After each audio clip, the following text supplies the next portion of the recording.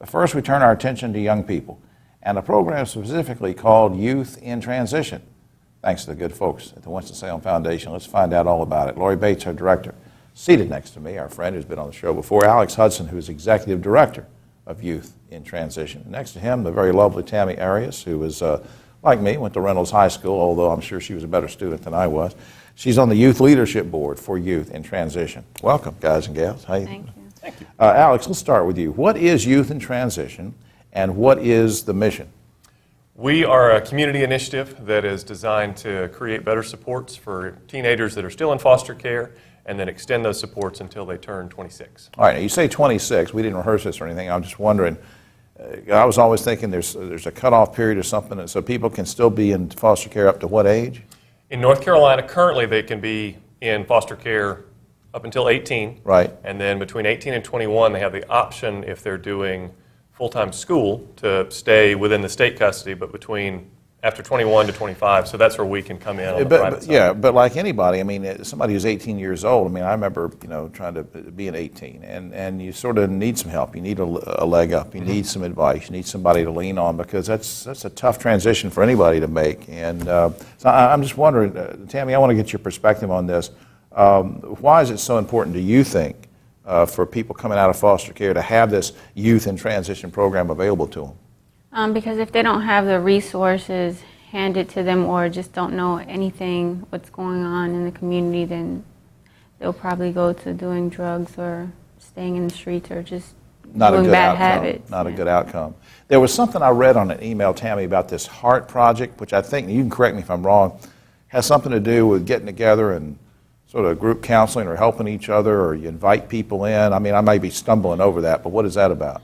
Well, the HEART program is a lot of teenage women that get together that aged out of foster care and just get away from the trauma that they've been in life and just come together and build a sisterhood and just to talk about personal issues. Because everybody's coming from the same place, that you sort of, you're on the same page with everybody. Yes. Alex, I'm wondering, there's, not to get too deep into politics here, but I think it's important to bring up the Foster Care Family Act that Governor McCrory recently signed. What impact will that have on young people?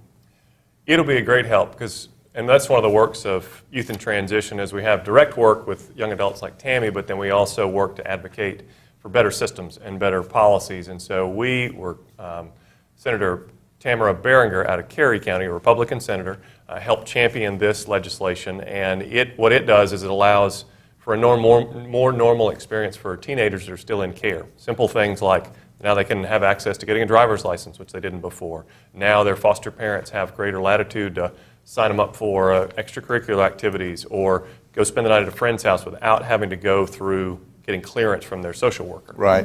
Tammy, before we run out of time, what plans do you have for the future? What do you want to do going forward? I want to go to be a social worker.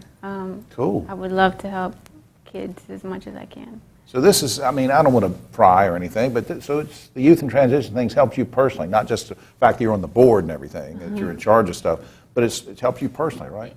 Yes, my passion has always been to help people.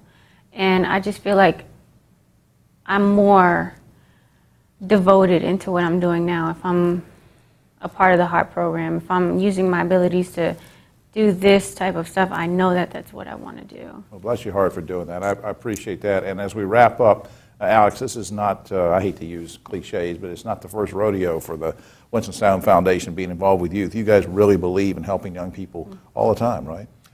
It's what we get to do. Good investment in the community. We're a big fan of, like, if we can, I use the term, get further upstream, build in that investment on the front end, we're not having to react on the back end. Absolutely. I want to put up a couple things on screen.